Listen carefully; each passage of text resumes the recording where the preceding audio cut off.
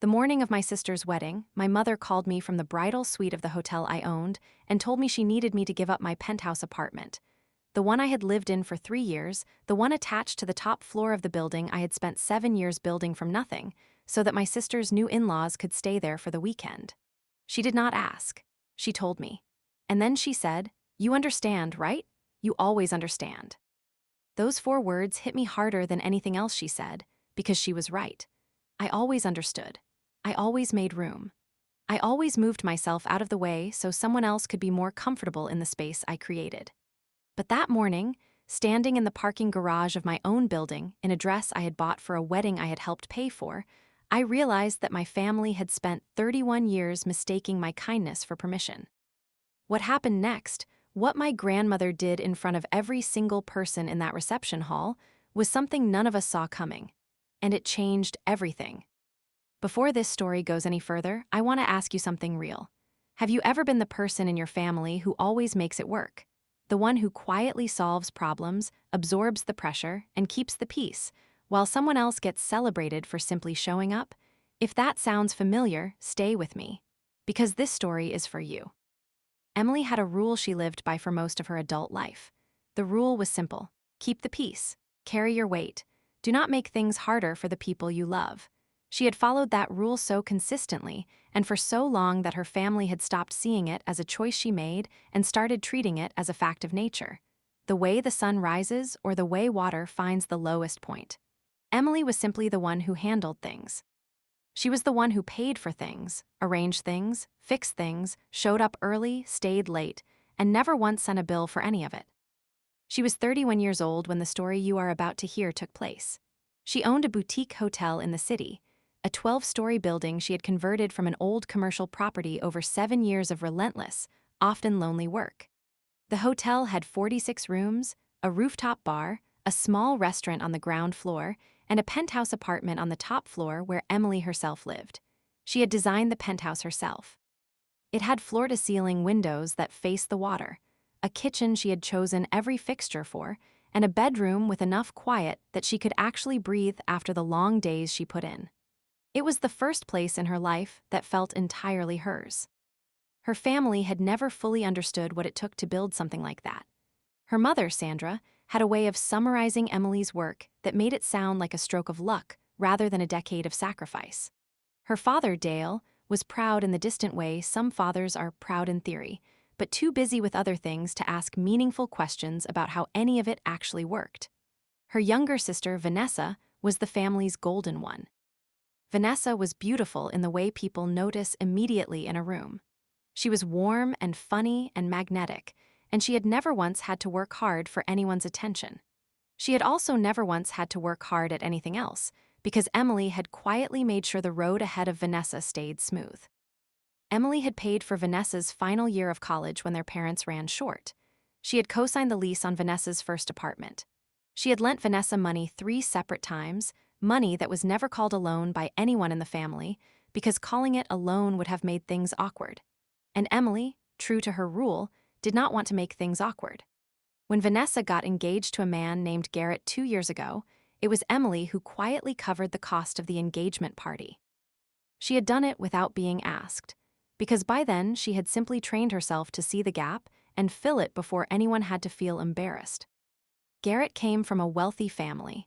His parents, Richard and Carolyn, lived in a large house in a suburb 3 hours from the city. They were the kind of people who were used to being treated as important without having to explain why. Richard was a semi-retired contractor who had made good money in commercial real estate.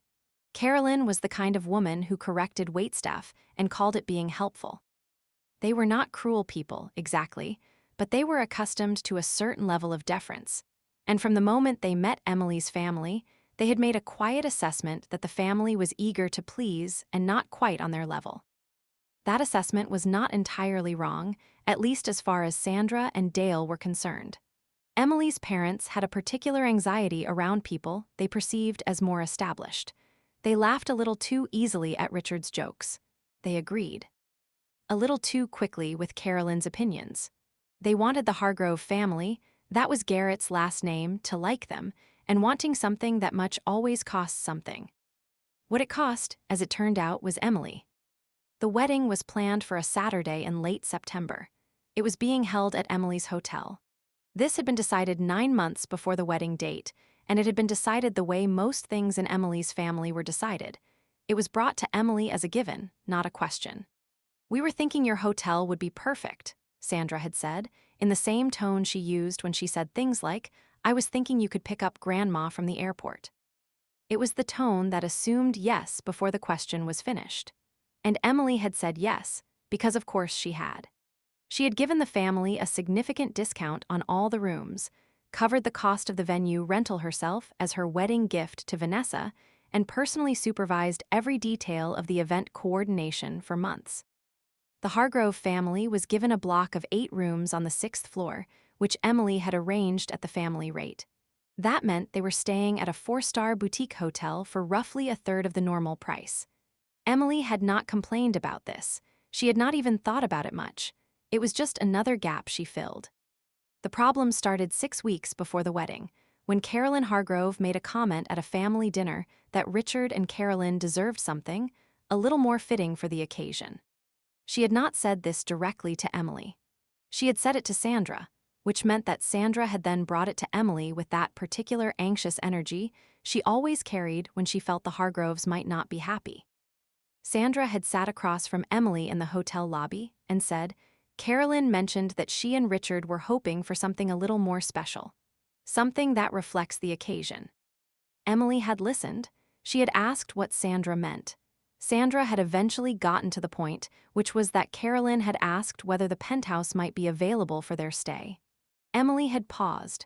She had kept her expression neutral, which was something she had become very good at over the years. She had said she would think about it. She did not say yes at that meeting.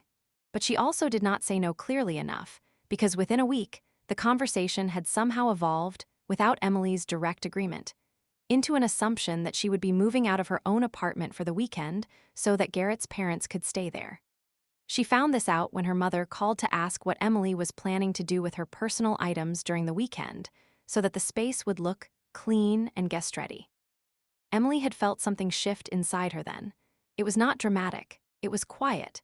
It was the specific feeling of realizing that a line had been crossed so casually that no one had even noticed it was there. She had built that apartment. She lived there. She had not agreed to leave it. And yet somehow, here was her mother asking about her personal items as if the decision had already been made by someone else, and Emily was simply a logistical detail to be sorted out. She called Sandra back and said, clearly and calmly, that she had not agreed to give up the penthouse. She said she was happy to offer Richard and Carolyn the best available suite on the 8th floor, which was beautiful and well-appointed and would absolutely suit the occasion. Sandra had gone quiet. Then Sandra had said, "I already told Carolyn." Emily had said she understood, but the answer was still no. The penthouse was her home. She lived there. She was not in the habit of being displaced from her own home. What happened next was a week of pressure that Emily had not fully anticipated, though she probably should have. Sandra called twice a day. Dale called once and said, with a kind of tired authority, "It would just make things easier." Vanessa texted and said, "It's my wedding and I just want everyone to be happy." Each of those calls and messages landed in a slightly different place in Emily's chest. The guilt was real. She was not made of stone. She genuinely loved her family, even when they made loving them feel like a test she could never quite pass. But she held the line. She said no each time, as kindly as she could. She reiterated the 8th floor suite offer. She made sure the suite was prepared beautifully, with flowers and a welcome basket. She thought that would be enough. It was not enough. 2 weeks before the wedding, the family pressure escalated into something that felt more personal. Sandra called and said, voice tight and low, that Carolyn had told her that Richard was offended, that refusing the penthouse was being interpreted as a slight, a way of communicating that Emily did not consider them important enough for her best space. Emily had listened to this and felt a slow, cold clarity arrive in her chest, because what her mother was describing was not a misunderstanding. What her mother was describing was a dynamic in which Emily was being asked to demonstrate her respect for other people by surrendering her own home on demand. And what her mother was failing to say out loud was that she agreed with that logic. Emily said, "Mom, do you think it's reasonable for me to be asked to leave my own home so that Garrett's parents can stay there?" Sandra had not answered the question directly. Sandra had said, "I just think you could be more generous." That was the sentence, not an answer to the question, not an acknowledgement of the actual situation. Just the suggestion that Emily, who had already given months of her time and tens of thousands of dollars in discounted services and personal labor toward this wedding, needed to be more generous. Emily ended the call. She sat with it for a long time, and then she called her grandmother.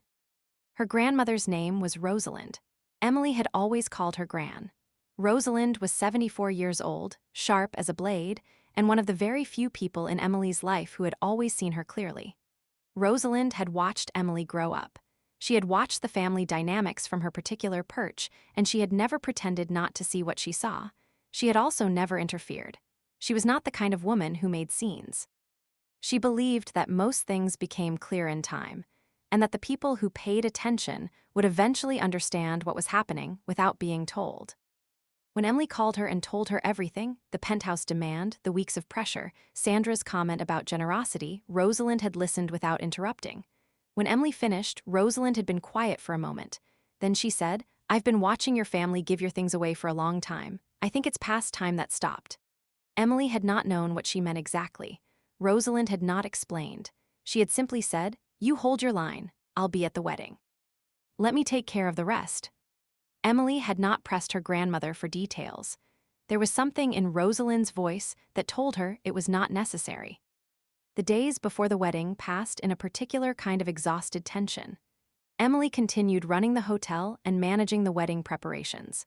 She continued speaking professionally to Richard and Carolyn when she crossed paths with them in the lobby, though their manner with her had taken on a slightly cool edge since the penthouse refusal. She noticed this. She cataloged it alongside everything else she had been cataloging quietly for years. Sandra and Dale arrived 2 days before the wedding. The first thing Sandra said when she saw Emily was not hello. It was, "You still have time to change your mind about the penthouse." Emily said, "Good morning, Mom." That was all. Sandra's mouth tightened. Dale put a hand on Sandra's arm and gave Emily a look that was meant to be apologetic but was really just tired. Emily checked them into their room, made sure everything was in order, and went back to work. She had arranged for Rosalind to arrive the evening before the wedding. When Rosalind came through the lobby, Emily felt something settle in her chest for the first time in weeks. Rosalind was dressed well, walked steadily, and carried herself with the particular composure of someone who had lived long enough to stop being impressed by things that were supposed to impress her. She hugged Emily firmly. She looked at her face. She said, "You look tired." Emily said, "I am." Rosalind said, "Not for much longer." She did not explain that either. The morning of the wedding was organized and chaotic in equal measure, the way wedding mornings always are in hotels. Emily was up before 6, moving through the building with her operations manager, checking every room setup, every table arrangement, every catering detail. The ceremony was scheduled for the hotel's rooftop garden at noon, and the reception would follow in the main event hall on the second floor. Emily had overseen every element personally for months. It was going to be beautiful. She knew that, even through everything else she was feeling.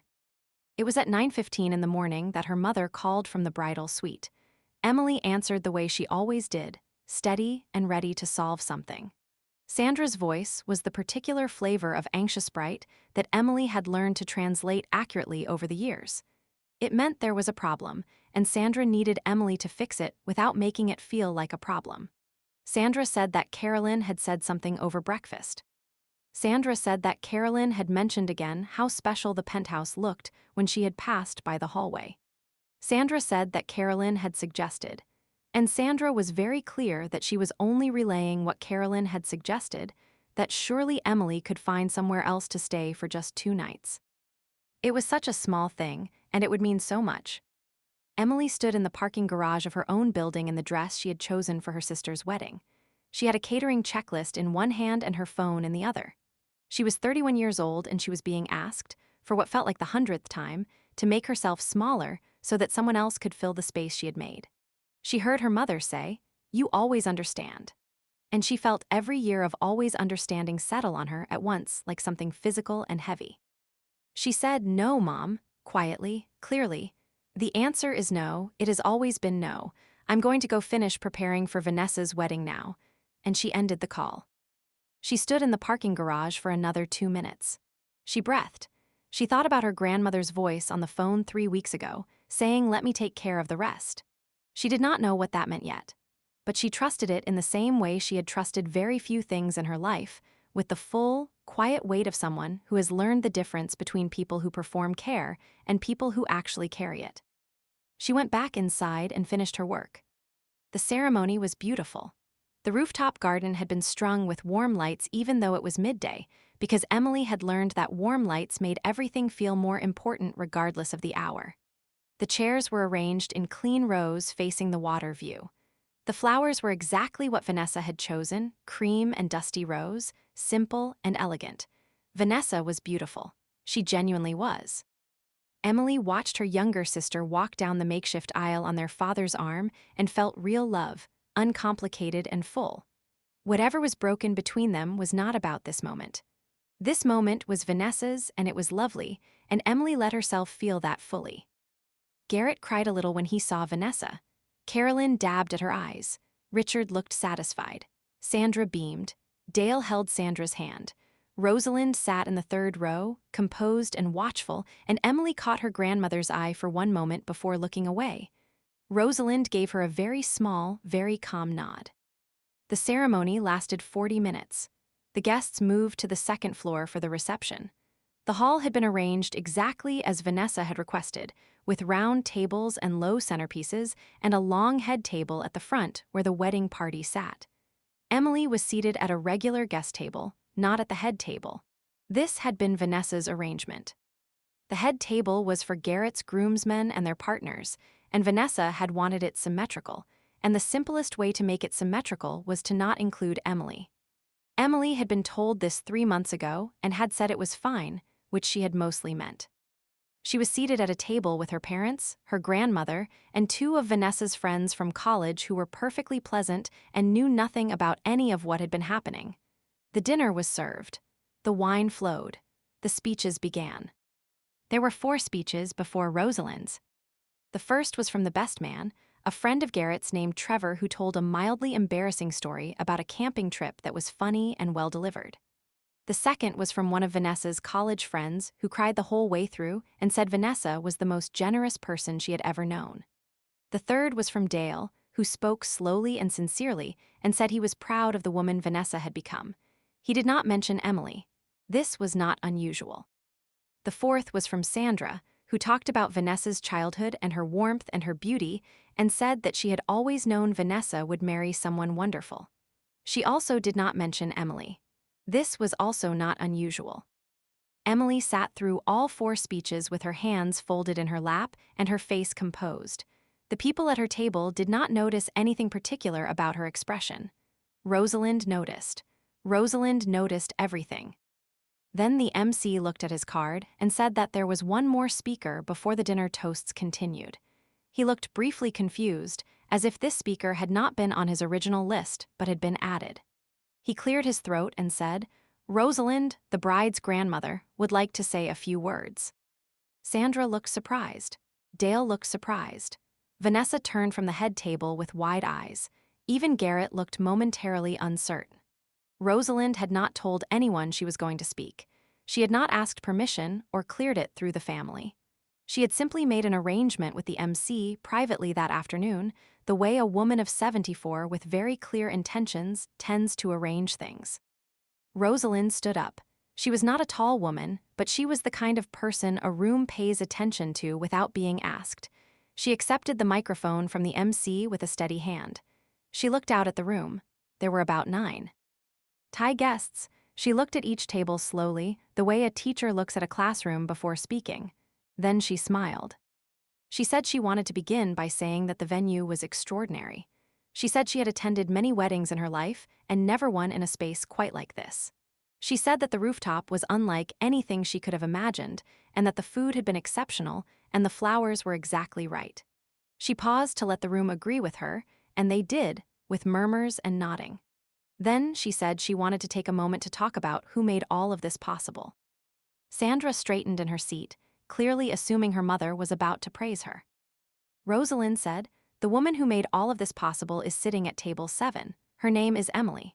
She looked directly at Emily as she said it, and Emily felt her breath leave her in a single quiet rush. Emily is 31 years old.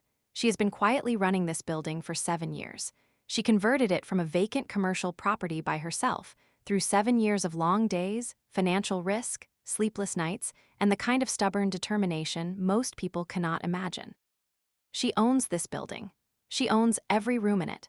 The rooftop garden where you watched your daughter and son be married this afternoon is hers. And she gave it to this family today, as she has given many things to this family over many years, without once asking to be recognized for it. The room was very quiet. Rosalind continued. She said that she had watched Emily grow up, and she had watched her give quietly and consistently while other things got louder.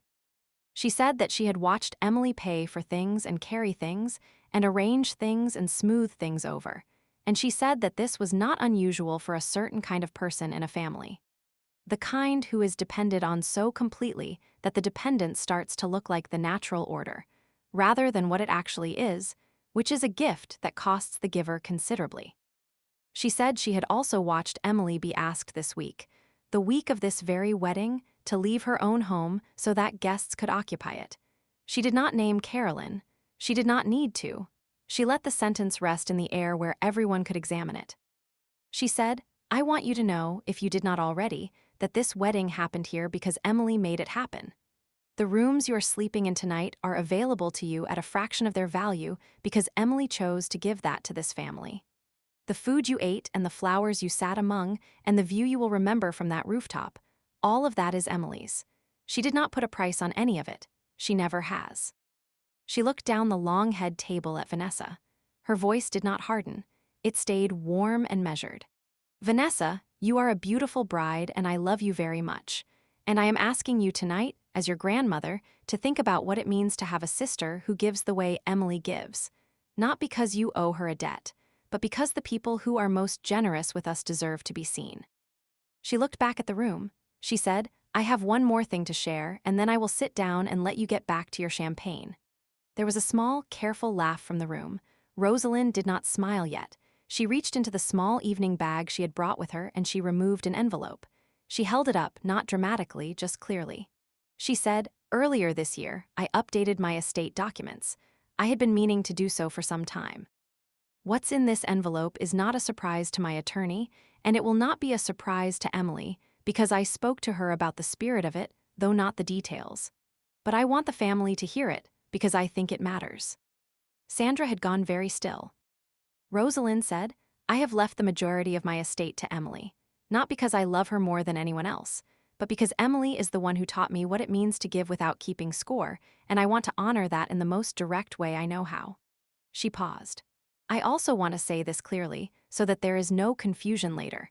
The estate comes with one condition, and that condition is Emily's to interpret as she chooses.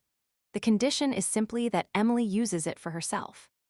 For her own life, for the first time." She put the envelope back in her bag. She looked at the room one more time. She said, "Now, congratulations to the bride and groom, and to Emily, you have always been enough. You were always more than enough. I need you to finally start believing that." She handed the microphone back to the MC and sat down. The room did not clap immediately. There was a moment, about 3 full seconds, where no one moved. Then someone at the back started, and the applause grew until it was full and warm and almost covering the sound of Sandra pushing her chair back slightly and pressing her fingers to her mouth. Emily did not cry during the speech. She sat very straight and she breathed carefully and she looked at her grandmother with an expression that contained too many things to name. Gratitude was part of it. Recognition was part of it. There was grief in it too, the quiet grief of finally being seen after a long time of not being seen, which is its own specific kind of pain. Rosalind held her gaze and nodded once, and Emily nodded back. The reception continued. The music started. People danced. The wedding was still a wedding, and it was still beautiful, and most of the guests moved back into the evening of it as the moment settled around them. But the moment did not disappear. It stayed in the room the way certain true things stay, not loudly, but present. At some point in the hour after the speech, Carolyn Hargrove found a reason to leave the event hall. Richard followed her shortly after. They did not make a scene. They were not that kind of people. They simply went quiet and recalibrated, the way people do when they realize they have been seen in a light they did not choose. Sandra came to Emily's table. She sat down in the chair that had been vacated by one of Vanessa's college friends who had gone to dance. She sat across from Emily, and she looked at her daughter with an expression that was difficult to categorize precisely. It was not quite an apology. It was not quite an explanation. It was more like the expression of someone encountering a version of a situation they had been in many times before, but finally from a different angle. She said, "I didn't know Mom was going to do that."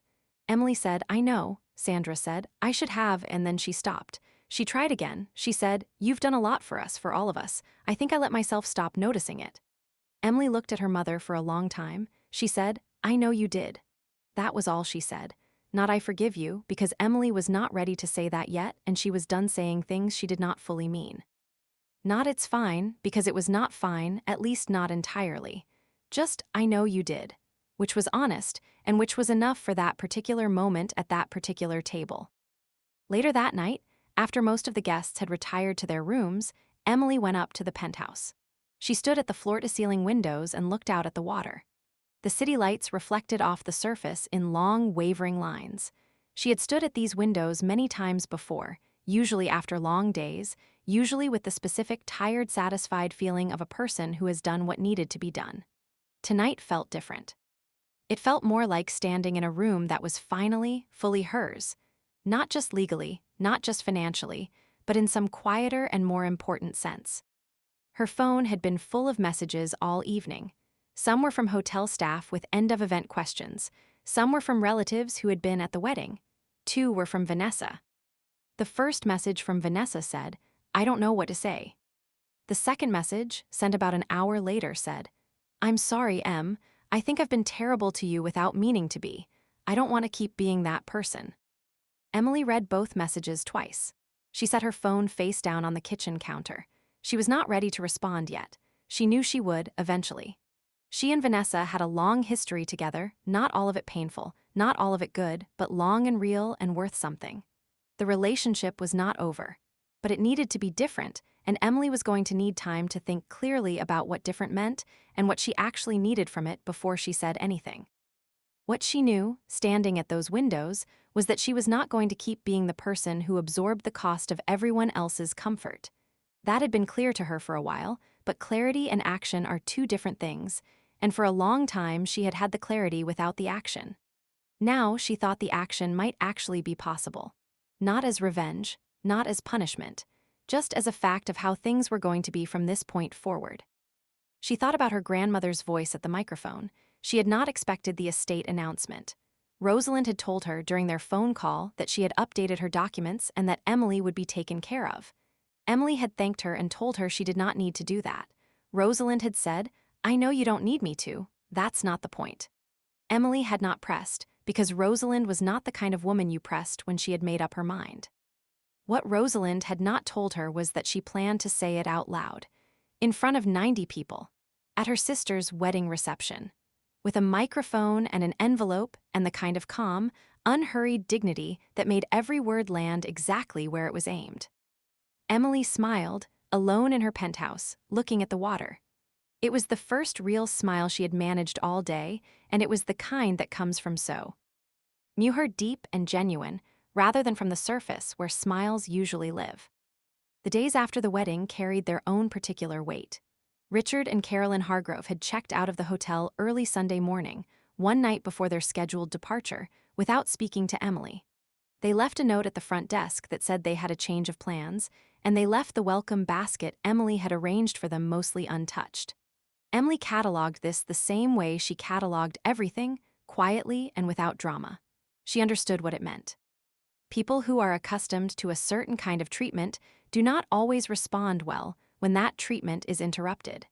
She was not responsible for managing Carolyn's feelings about being seen clearly. Sandra and Dale stayed through Sunday. Dale came to find Emily mid-morning, and they had a conversation in the small office off the lobby. It was the kind of conversation that Dale was not naturally good at, feelings-based, direct, without the comfortable structure of tasks or logistics to organize around. He sat across from her with his hands folded, and he said he had been thinking about what Mom said at the reception. He said he thought there was probably more truth to it than he had let himself acknowledge over the years. He said he was proud of Emily, and he said it in the way that Emily believed him, not performatively, not to smooth things over, but with the tired sincerity of someone who has arrived at a true feeling through slow and uncomfortable reflection. Emily said she appreciated that. She meant it. She also said, gently but directly, that appreciation without change was not something she was interested in collecting anymore. Dale looked at her for a moment with an expression that was surprised and then quietly respectful. He nodded. He did not argue. That meant something to her. Sandra was harder. Sandra carried her particular way of loving people, intense and anxious and conditional in ways she was not aware of. She came to Emily on Sunday afternoon, and the conversation was longer and less comfortable. Sandra wanted to explain her behavior, which Emily understood.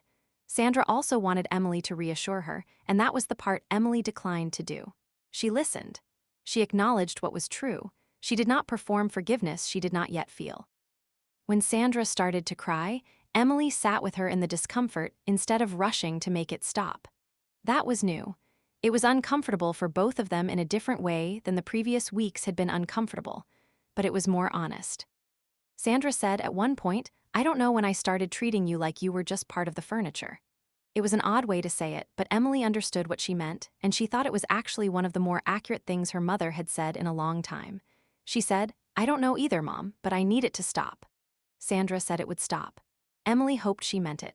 She was going to wait and see, which was different from assuming, and different was where she was living now. Vanessa called on Monday. Emily had been waiting until she felt ready, and by Monday she felt close enough to ready. The call was long, almost 2 hours. Vanessa cried. Emily did not cry, though there were moments where it was near. Vanessa said things that Emily had needed to hear for a long time. Some of them were direct apologies. Some of them were admissions that she had known, somewhere behind the comfort of never having to think too hard about how things worked, that Emily was carrying more than her share. That she had let herself not examine it too closely, because examining it would have meant doing something about it, and doing something about it would have meant changing the dynamic that had always benefited her. That kind of honesty is not easy to arrive at. Emily recognized it for what it was, which was real. She did not brush it off. She also did not tell Vanessa that everything was fine, because it was not fine yet, not entirely. What she said was that she loved her sister and she wanted a relationship with her that was genuine, one where she was not automatically expected to carry the most weight. Vanessa said she wanted that too. Emily said she needed to see that in behavior over time, not just in phone calls, and Vanessa said she understood and she meant it. Emily believed she meant it, at least in the moment, which was enough to start with. In the 3 weeks after the wedding, Emily did several things she had been putting off for a long time. Some of them were practical. She sat down with her attorney and made sure all of the loans she had made to family members over the years were documented, not to pursue them aggressively, but because she had learned that undocumented giving creates confusion, and confusion is often weaponized against the giver. Her attorney raised an eyebrow at a few of the numbers. Emily did not explain them extensive. She simply said she needed clarity going forward, and her attorney said that was very reasonable. She also made a decision about the hotel rates. She had been running a significant discount for her family for years, not just for events, but for the occasional stays, the dinners, the venue uses that had accumulated into a pattern. She let the discount structure reset to something more modest. Not punitive, not withdrawn entirely. Just recalibrated to something that reflected the actual relationship rather than the relationship she had been trying to buy with generosity. She did not announce this recalibration. She simply implemented it. Her family would encounter it in time, and they would probably have thoughts about it, and she was prepared to explain it clearly and calmly when that happened. She also called Rosalyn. This was not a practical call. This was just a call between two people who understood each other, and it lasted a long time, and most of it was not about the wedding at all. It was about what came next. Rosalyn talked about her own life, about the choices she had made, and the ones she wished she had made differently, and about the point at which she had stopped letting other people's comfort cost her her own dignity. She said that point had come later for her than she would have liked. She said she hoped it came earlier for Emily. Emily said she thought it might be arriving now, which was not as early as ideal, but better than never. Rosalind laughed at that, which was the kind of laugh that sounded like agreement and warmth at the same time. The estate conversation was practical too, eventually. Rosalind's attorney reached out to Emily in the weeks following the wedding to walk her through the details. The estate was not a fantasy number, but it was significant enough to give Emily real latitude in her business decisions for the first time. She had always operated close to the edge, as entrepreneurs who build from nothing tend to do. The buffer that the inheritance would eventually provide was not something she intended to spend carelessly. She intended to use it the way her grandmother had intended, for herself, for expansion on her own terms. For the first time choosing something not because she had to, but because she genuinely wanted to. One of the things she chose was to begin plans for a second property. She had been sitting on the concept for 2 years, waiting for the right moment. The moment had not arrived by accident. It had arrived because she had stopped spending her available capacity managing everyone else's expectations of her, and she discovered that she had quite a lot of capacity when it was pointed in a single direction. There was a complication in the weeks after the wedding that Emily had not fully anticipated, and it involved Carolyn Hargrove. Carolyn had apparently not processed the reception speech quietly. This was not entirely surprising, given what Emily understood of her character. What was surprising was the form the processing took. Carolyn had, over the course of several weeks following the wedding, apparently suggested to several people in Garrett's family and social circle that Emily's grandmother had been inappropriate at the reception, that the speech had been an act of poor taste designed to embarrass the Hargroves. Carolyn had framed it as Rosalind using a wedding to air family grievances, which was a particular way of describing what had happened that required a significant willingness to ignore the actual content of what had been said. Emily heard about this through Vanessa, who heard about it through Garrett, who was clearly uncomfortable being in the middle of it. Vanessa reported it to Emily with an apologetic tone and asked what Emily wanted her to do. Emily thought about this for a moment. Then she said she did not need Vanessa to do anything. She said that Carolyn's feelings about the speech were Carolyn's to manage, and she was not responsible for them. She also said, gently, that if Garrett's family was going to spend energy being upset about what had been said at the reception, they might want to reflect on why a 74-year-old woman had felt moved to say it. Vanessa was quiet for a moment. Then she said she would tell Garrett that Emily was not engaging with it. Emily said that was exactly right. She then called Rosalind and told her about Carolyn's response. Rosalind said without surprise, people who are accustomed to being indulged do not enjoy being clearly seen. Emily said, no, they don't. Rosalind said, does it worry you? Emily thought about it. She said, honestly, no, not really. Rosalind said, good. There was a moment about 6 weeks after the wedding that stayed with Emily for a long time after. She was in the hotel lobby in the early evening, reviewing a vendor contract at the front desk, when a couple checked in. They were unremarkable, a middle-aged couple from out of town, polite and a little tired. From travel, carrying too much luggage and grateful for the upgrade Emily's manager had arranged. The woman looked around the lobby and said to her husband, quietly but not quietly enough, oh, this is lovely, really lovely. And then she said to Emily, with the direct warmth of a stranger making a genuine observation, did you design this? It feels like someone really cared about every piece of it. Emily said yes. She said she had designed most of it, with a lot of help over the years. The woman said, well, you should be proud. Emily said thank you, and she meant it, and she stood for a moment after the couple had gone upstairs and thought about what it felt like to simply receive a true thing without deflecting it. It felt unfamiliar. She was going to practice it until it felt less strange. The second property she chose was across the city, a smaller building, 12 rooms, in a neighborhood that was quieter and a little less obvious than where the first hotel stood. She liked that. She liked the idea of building something in a place people had not quite caught up to yet. She had always been a little ahead of where people were looking.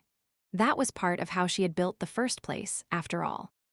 Not because she had been told it was a good idea, but because she had paid attention to what other people were not paying attention to, and then she had worked.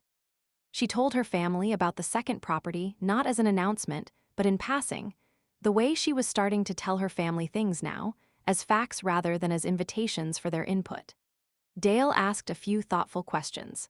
Sandra asked if Emily was sure she was not spreading herself too thin, which was Sandra's particular way of expressing concern, and Emily said she was sure.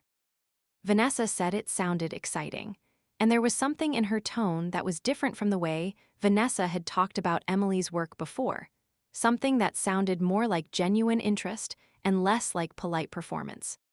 That small shift meant something to Emily. She did not make too much of it, but she noted it. Rosalyn came to visit the hotel in the winter, a few months after the wedding. She spent 3 days. Emily cleared her schedule as much as she could, and they had meals together and long conversations in the evenings. Rosalyn walked through the building with the careful appreciation of someone who understood what it represented. She ran her hand along the lobby wall and said, "Every brick of this place is you." Emily said, "Most of them." Rosalyn said, "All of them, even the ones other people laid."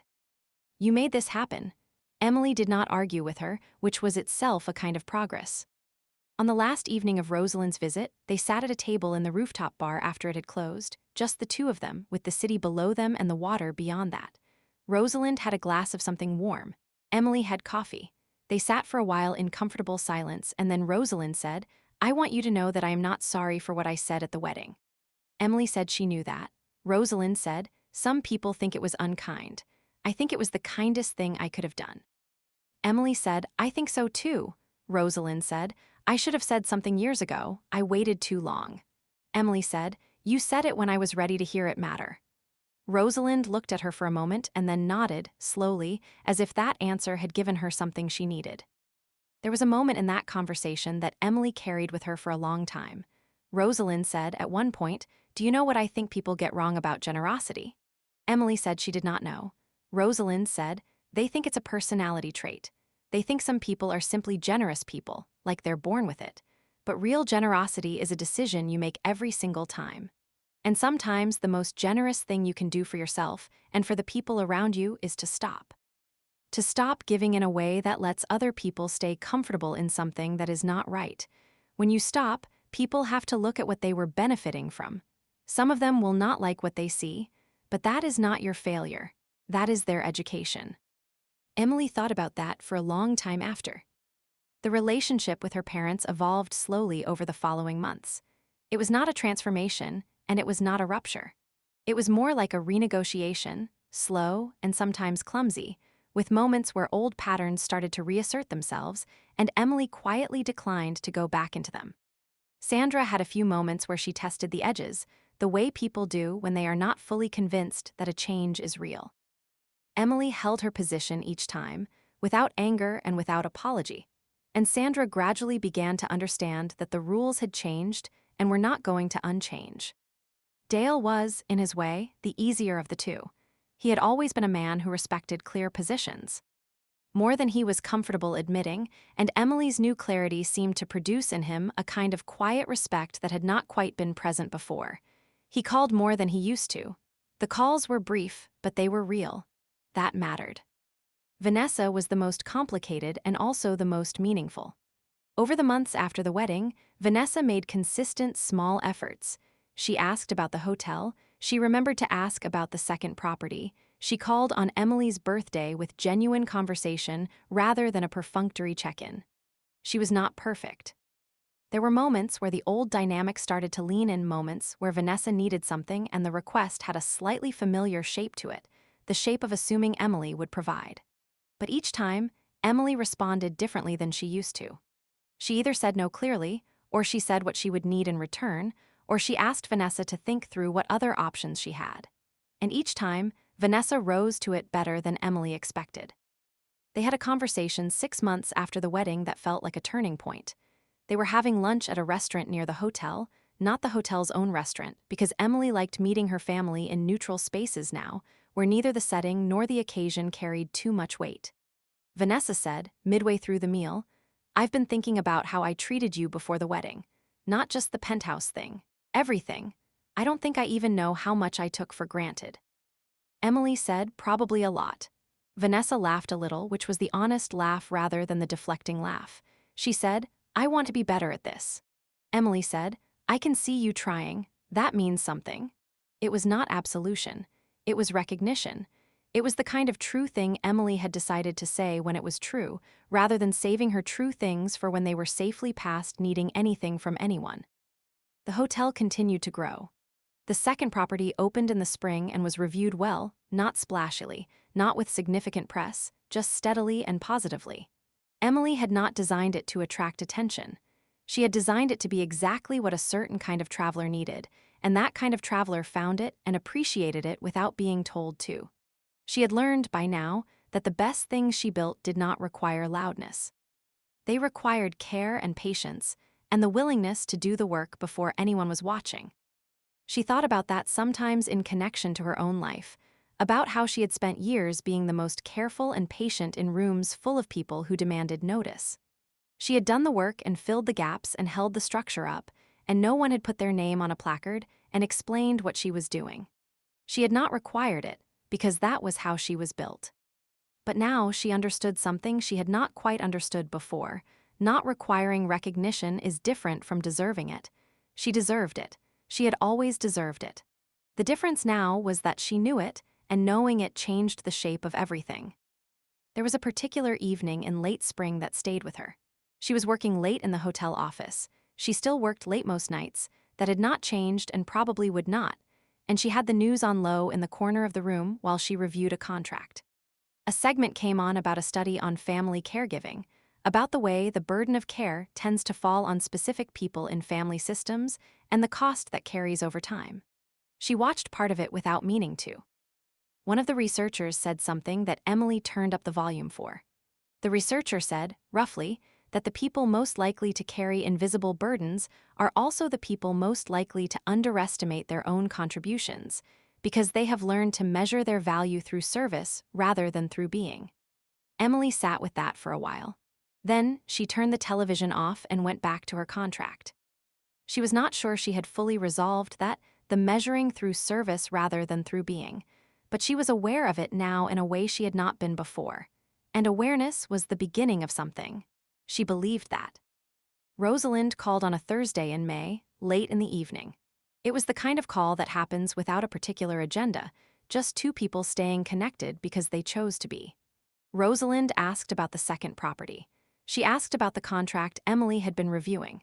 She asked whether Emily had eaten dinner, and when Emily said she had eaten at the hotel restaurant at 7, Rosalyn said good, in the tone of someone monitoring something important. Emily asked how Rosalyn was feeling.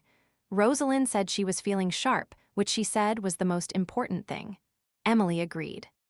Before she hung up, Rosalyn said, "You know what I'm proudest of?" Emily waited. Rosalyn said no.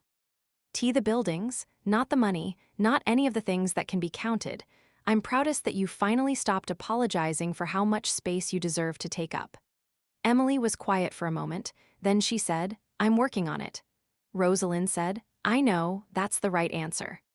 She said good night. Emily set down her phone and looked around the office, at the building plans on the wall, at the framed photo of the hotel at its opening that she kept in the corner, at the stack of vendor files on the right side of the desk. She looked at all of it with a kind of settled recognition. It was hers. Not just the way property is yours when you own it, but in the deeper sense, built from her decisions, her risk, her work, her refusal to give up when the project seemed too large for one person. It had always been too large for one person. She had done it anyway. She thought about the parking garage on the morning of the wedding. Her mother's voice. "You always understand." She thought about standing in the right kind of dress in the wrong moment and feeling the full weight of 31 years of always understanding land on her chest. She thought about what it had cost her to always understand and what it had cost her family not to have to. And she thought about the fact that on that same day, in that same building, her grandmother had stood up in front of 90 people and said her name. And the room had gone quiet. And then the room had clapped. And in that silence before the applause, Emily had felt something inside her that had been pressed flat for a very long time start to come back up. She had not needed the inheritance. She had not needed the speech. She had not needed the validation of a room full of people. But she had needed the truth to be said out loud by someone who had watched long enough to say it without flinching. And Rosalyn had known that, which was why Rosalyn had done it. Emily thought sometimes about what would have happened if she had simply given up the penthouse. If she had, as she had done so many times before, absorbed the request and moved herself out of the way and found a hotel room somewhere for the weekend and let Carolyn and Richard stay in the space she had built for herself. She probably would have done it with enough grace that no one would have noticed how much it cost her. She probably would have told herself it was fine. She probably would have come back to her apartment the following Monday morning and stood at the window and felt the particular hollowness of someone who has given something and not been given anything in return and told herself it did not matter. She was glad she had not done that, not because the outcome would have been so different for anyone else, but because the act of saying no, calmly, clearly, and with full knowledge of what she was refusing, had been the beginning of the change in herself. Not the speech, not the estate. The no. The first no that she held even when it was uncomfortable, even when she was pressured, even when it would have been so much easier to simply disappear into her old pattern. She turned off the office light. She took the elevator to the top floor. She walked into her apartment and she stood at the floor-to-ceiling windows and she looked out at the water, the way she did at the end of most long days. It was hers. All of it was hers. Not because of what she owned, because of what she had chosen, and what she had refused, and who she had decided to be, finally and permanently and without apology. She stood there for a long time. Then she went to bed. If Emily's story moved you, if any part of it felt familiar, if you have ever been the person who makes everything work while the room looks the other way, I want to hear from you. Tell me in the comments, what was the moment in your own life when you finally stopped explaining yourself and just held the line? Or if you're still waiting for that moment, what would it take? Emily is not special because she was perfect. She is someone who finally decided that being good at giving did not mean she had to give everything. Maybe that is the conversation worth starting today.